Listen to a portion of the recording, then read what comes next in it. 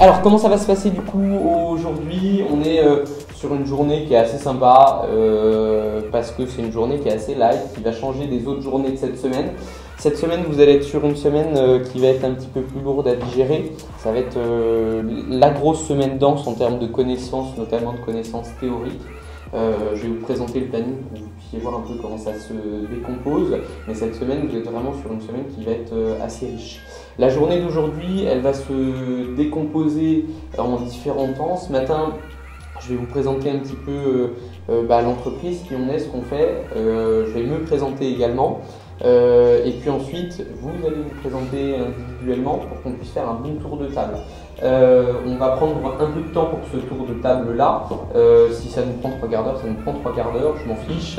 Mais s'il faut que vous ayez 5 minutes chacun pour 10 minutes chacun pour vous présenter vraiment de façon complète sur qui vous êtes, ce que vous avez comme parcours et ce que vous attendez exactement, moi ça m'intéresse. On est parti pour faire 3 bonnes semaines ensemble, donc autant qu'on sache clairement voilà, qui vous êtes et puis ce que vous attendez de tout ça. Enchanté, je m'appelle Kylian. J'ai choisi cette formation du coup parce que les chiens ou même les animaux m'attiraient depuis tout petit. Donc cette formation a pour but de m'apporter des connaissances pour devenir maître chien par la suite. J'ai trouvé que c'était plutôt une bonne démarche de se dire moi je veux chercher à comprendre comment ça fonctionne, comment ça s'éduque, et puis ok, j'aurai ma certification derrière, mais il ne faut pas compter sur la certification de maître chien pour vous apporter un haut niveau de connaissance dans le monde du chien. Alors enchantée, je m'appelle Océane, j'ai 20 ans. Je sors d'une licence STAPS, activité physique adaptée, parce que je viens du monde du chien guide. En fait, moi j'éduque des chiens guides depuis 6 ans, je les forme, je suis famille d'accueil, donc j'ai pas de chien, je suis pas propriétaire d'un chien, mais j'ai tout le temps en fait un chien chez moi que je forme, j'en prends qu'un à la fois. Du coup, objectif à terme, soit être éduque dans le domaine du chien d'assistance et donc rejoindre une association de chiens guides, soit du coup être éduque auprès des particuliers dans une structure. A priori, pas pour projet d'être indépendante du coup. Pas pour l'instant. Pas pour l'instant. Bonjour, c'est Jennifer, j'ai 40 ans, je suis assistante de Saint-Malo, donc je viens de Saint-Malo. Et du coup, j'ai choisi de faire cette formation parce que en fait, dans ma famille, on a toujours eu des chiens, collègues, de l'air intérieur. Donc moi, j'ai mon propre chien qui est un beagle. Beagle, un chien très têtu et très dur à éduquer. Donc en fait, elle m'a fait découvrir l'éducation canine. Donc j'ai fait appel à une éducatrice au départ parce que en fait, elle était tellement dure, dynamique, électrique, que j'avais l'impression de ne plus savoir comment gérer en fait un chien. Très bien. Et donc mon objectif est l'éducation canine. Donc là, l'idée, toi, c'est de faire de ça finalement ton métier à terme et de te lancer en tant qu'indépendante. C'est ça. A priori. Moi c'est Maëlys, je travaille en restauration collective. J'avais commencé une formation il y a un peu plus de 1 an maintenant en éducateur comportementaliste canin, mais c'est pareil avec la web qu'à distance sur les vidéos. Du coup, je trouvais que c'était pas suffisant pour apprendre. Je te coupe, mais c'est vrai que c'est triste de voir qu'à chaque formation, on a au moins 2, 3, 4, 5 personnes sur 8 qui ont pris des formations en ligne effectivement et qui ne sont pas allés au bout parce qu'en fait ça ne correspond pas à leurs attentes, qui en fait ont une formation mais ça leur a pas apporté de compétences professionnelles, etc. Moi ça m'intéresse, je pose souvent la question, qu'est-ce qui t'a poussé là à prendre une formation en ligne et finalement à revenir sur une formation en présentiel? En fait au départ je voulais plus un truc en présentiel, mais comme c'était pendant la période du Covid, il y avait plus de formation en présentiel, tout était à distance. D'accord, c'est ça qui t'a poussé à prendre du en ligne. Ok, très bien. Projet pro? Alors, moi je veux pas être à mon compte tout de suite. Ouais. Il faudrait prendre des expériences dans les refuges ou dans des entreprises avec les chiens et ensuite peut-être par la suite avoir ma propre entreprise. D'accord. Okay. Donc pareil, objectif dans un premier temps de travailler plutôt dans une structure, en équipe ou avec du moins une structure plutôt que monter ta structure dès le début. Donc moi je m'appelle Erwan, donc là j'ai 20 ans et moi j'ai fini mon BTS business l'année dernière. Comme j'aime beaucoup les chiens, mon père il en avait un il y a 3 ans, c'est un bosseron. Donc c'est beaucoup moins quand même qu'il éduque, on va dire qu'il balade, qu'il bouge, et quand je fais du vélo, tout ça, donc je l'emmène avec moi. Donc je voulais vraiment faire de ça mon métier, l'éducation du chien. Du coup, ouais, dans l'idée, toi, dès le début, tu voudrais lancer aussi ton activité de ton côté. Après la formation, déjà, on commence à mon chien rééduquer aussi, parce que c'est compliqué, on va dire. Comme chez moi, on est 6, je suis pas tout le temps avec mon chien, donc il n'est pas très bien éduqué, on va dire. D'accord. Donc ce serait déjà de m'entraîner avec lui, on va dire, et après me lancer en indépendant. D'accord.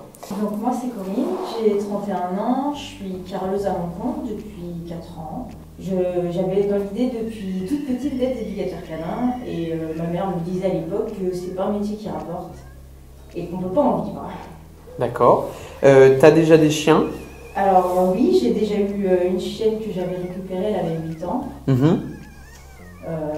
C'était un chien de chasse qui à part manger, dormir, faisait rien d'autre. Donc j'ai apprécié lui apprendre certains trucs, genre ne pas se jeter sur la gamelle quand on lui donne, le assis, enfin elle ne connaissait pas grand chose quoi. Et j'ai vraiment apprécié. Et là j'ai fait la bêtise, oui et non, de prendre 2 bergers allemands, frères et sœurs. Et là ils ont 8 mois, donc ça commence à devenir un petit peu compliqué. Qu'est-ce que tu comptes du coup faire juste après?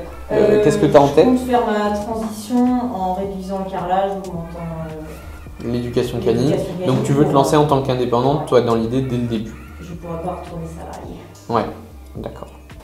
Du coup, c'est Valentin. Moi, j'ai 31 ans dans quelques jours d'ailleurs.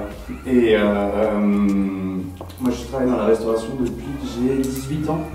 Et j'ai eu un petit chien l'année dernière, il y a donc 1 an et quelques maintenant, qui est un petit carlin. Il s'appelle Serge, qui est très drôle, très fun, c'est bien cool, je me suis bien éclaté avec lui. Pendant le Covid, du coup, j'avais un peu moins de boulot. J'ai kiffé, je partais me balader 4h30 par jour, même avec Carlin qui a un peu du mal à respirer, on faisait des petites pauses, mais on continuait quoi.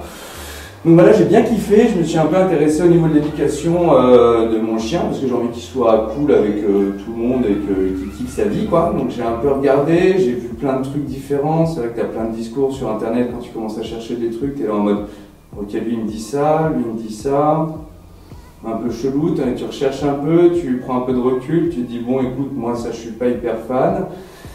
Et c'est vrai que j'avais envie d'avoir un peu plus de connaissances et au fur et à mesure c'est un truc qui m'intéressait, donc j'ai promené pas mal de chiens dans ma résidence. Oui, ce que j'allais dire, tu as un petit peu d'expérience entre guillemets professionnelle, notamment en tant que promeneur, parce que c'est une activité que tu as un peu faite quand même déjà. Ouais, je l'ai fait vraiment en mode bénévole en plus pour mes voisins et voisines, on s'échangeait des services, j'ai promené 4-5 chiens par semaine. En gros, le faire petit à petit. L'idée c'est d'avoir un projet pareil, aussi mixte au début, une activité mixte au début, qui se renforce en fonction après de ton appétence et des opportunités. C'est ça, et puis de mon expérience et comment je me sens dedans, voir si je me sens de le faire à temps plein. Si je me sens de le faire à temps plein, go.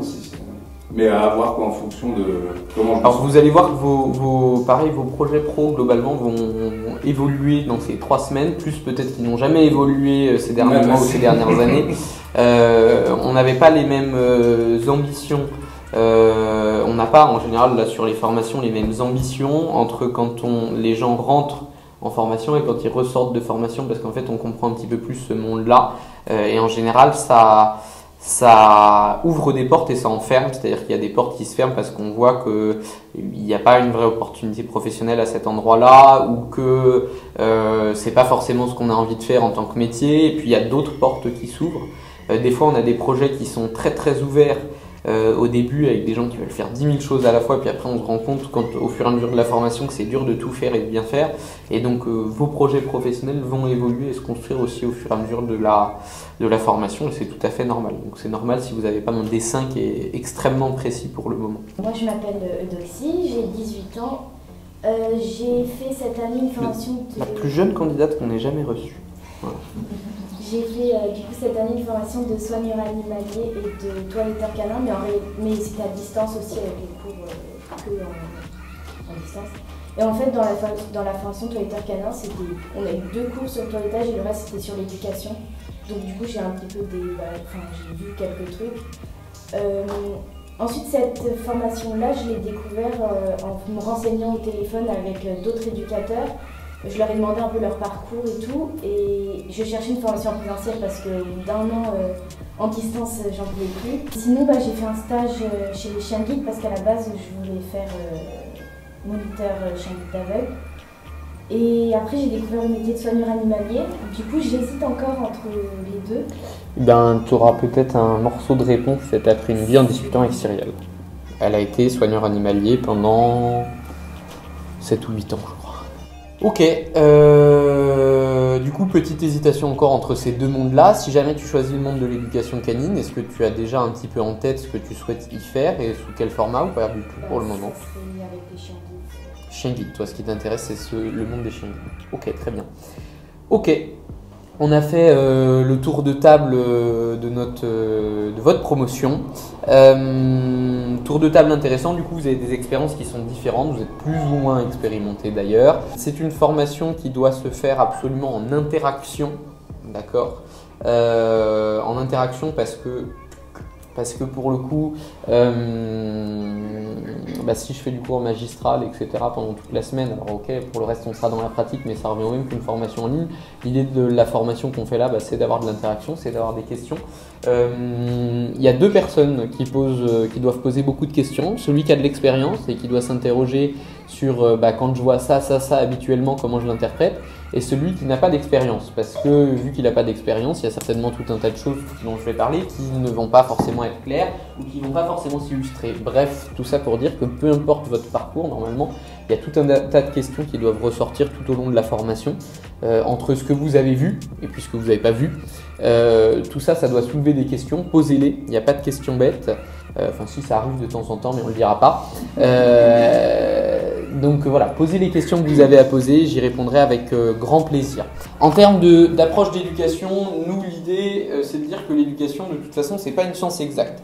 Donc je ne serai pas là à vous dire l'éducation c'est A plus B au carré égale temps et point terminé, vous n'avez pas de questions à vous poser. Non, vous avez des questions à vous poser, vous en aurez toute votre vie de professionnel dans le monde de l'éducation canine, et même ceux qui ne deviendront pas professionnels dans le monde de l'éducation canine parce que vous vous apercevez que vous préférez aller faire du bénévolat tous les dimanches matin en refuge, eh bien vous devrez aussi vous poser des questions à chaque fois que vous mettrez des choses en place. C'est un ensemble de connaissances et de savoir-faire qui nécessite finalement une forte adaptabilité, une remise en question permanente de son approche. C'est ce que je vous ai dit, c'est pour ça que même en tant que professionnel, finalement, on a entre guillemets plus d'appréhension à l'idée d'éduquer un chiot que n'en aura un particulier lambda, parce qu'on va se poser beaucoup de questions tout le temps. Parce qu'en fait, vous faites la somme de vos expériences, de tout ce que vous avez eu en termes de connaissances, vous additionnez tout ça et ensuite vous avez un cas pratique et votre job c'est non pas de dire moi je sais que A plus B au carré égale temps, c'est de se dire ok, maintenant comment est-ce que je rassemble tout ça pour le mettre en pratique avec tel individu qui va réagir de telle façon,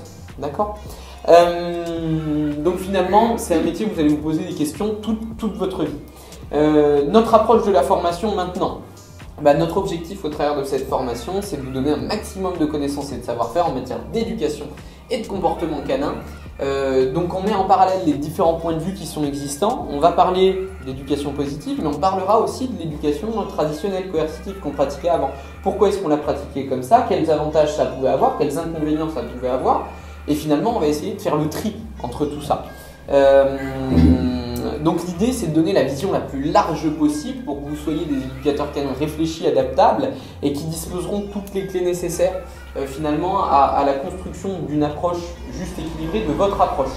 On n'aura pas tous la même façon de faire de l'éducation canine. Pourtant vous êtes tous passés par ici en formation, vous aurez tous fait 3 semaines de formation ici et pourtant on n'aura pas tous la même façon de pratiquer l'éducation.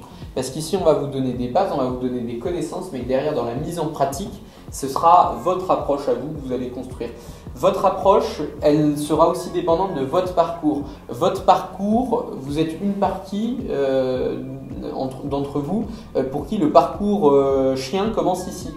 Il y a une autre partie d'entre vous pour qui le parcours chien a déjà commencé il y a quelques temps. Il y a 6 ans avec les chiens guides, il y a 2 ans, ça fait 2 ans que tu as ta première beagle, enfin même avant avec 5 ans, pardon.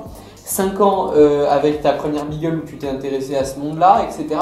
Vous avez tous un parcours, il y a combien tu m'as dit 9 ans, c'est ça que tu avais ton premier berger australien dans un club où les méthodes t'ont pas forcément plu. Donc ça a été le point de départ de tes expériences en éducation canine. Bref, en fait, en fonction de toutes vos expériences, vous allez avoir un prisme différent sur ce qui va être mis en place et sur ce que vous allez devoir mettre en place en tant que professionnel. Donc on aura tous une approche différente et ça, il faut l'accepter. Et c'est pour ça qu'on n'est pas dans ce monde-là. C'est pour ça qu'on n'est pas dans ce monde-là et ce monde-là, c'est une image que j'aime bien parce qu'en fait, c'est une image qu'on retrouve beaucoup dans le monde de l'éducation canine. Notamment pour tous ceux qui se sont renseignés sur internet et autres, on est tout le temps en train de vous dire ça c'est faux, la bonne approche c'est ça. D'accord? Nous on vous dira pas ça c'est faux et ce qu'il faut faire c'est ça. On vous dira on a pratiqué ça pour telle raison, on pratique ça pour telle raison et nous notre approche c'est celle-ci pour telle et telle raison. Maintenant celle-ci et celle-ci existent. Je suis d'accord ou je suis pas d'accord. Moi mon point de vue c'est ça pour telle raison, mais il faut savoir que ces deux points de vue là existent et qu'ils se justifient. D'accord? Donc on ne vous demande pas de déconstruire ça.